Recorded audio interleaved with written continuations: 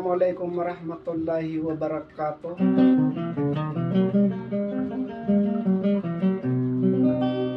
Sa panganing kwaso kini bagang kukumanaw sa lama ama anak kalilingtad kapipya ginawa ak kada arayo-rayo.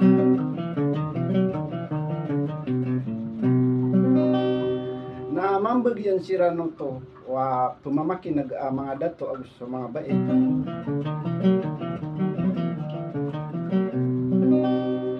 Na diyan kaya mga buni-bunyak na mga dida maranosong na tetanggay ng usaso di kasabak ko so kung gusto tuwan tanwarabul alamin nila kalambay sa dawayag pawing. Sagiyan kaya mga dida maranosong na sigubuli lilalilangan ng sagiyan ko to budaya ka na si Princess Queenie. Yang ni kuno to sabuno sa ki ubar-ubar pikir rareka na sabat na surunding sa parang alam to nga patagan.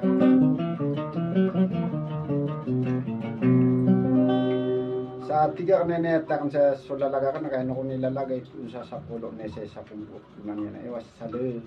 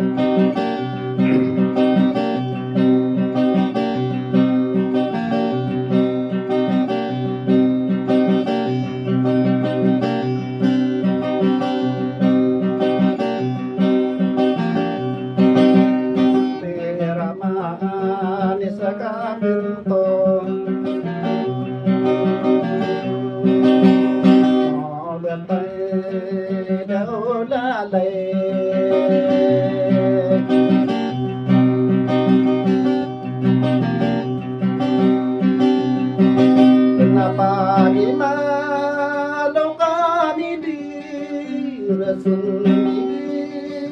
dua-duan ikawai akaitawai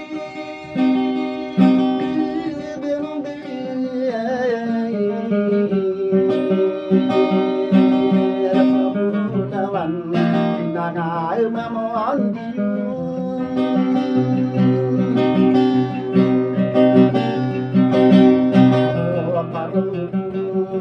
saya mari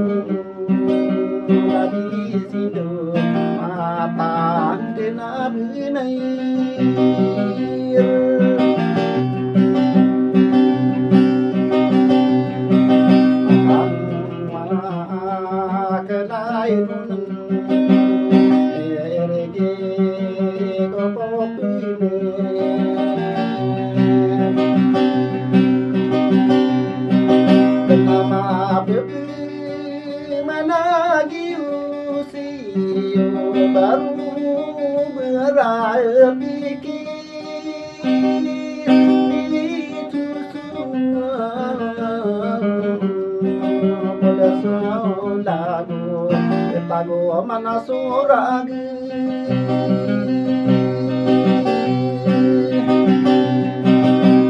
nakagini suray pangkabir bebeyakin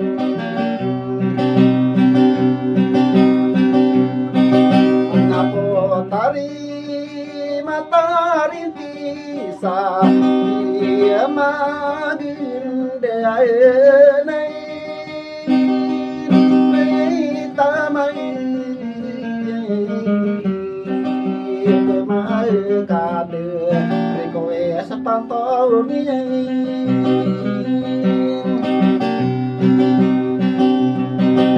kamain netamo kalage napalong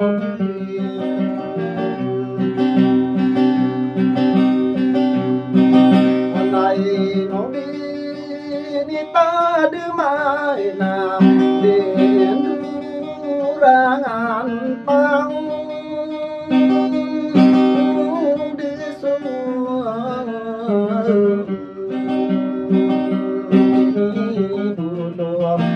patuninian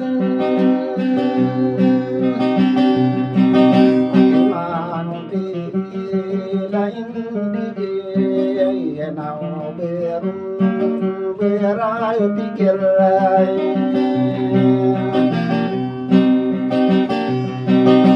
amaragi napamanay biniu kamal sai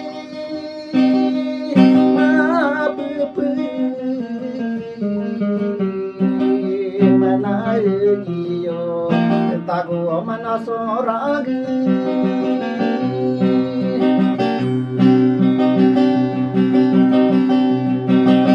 aperisi sakubini kau besi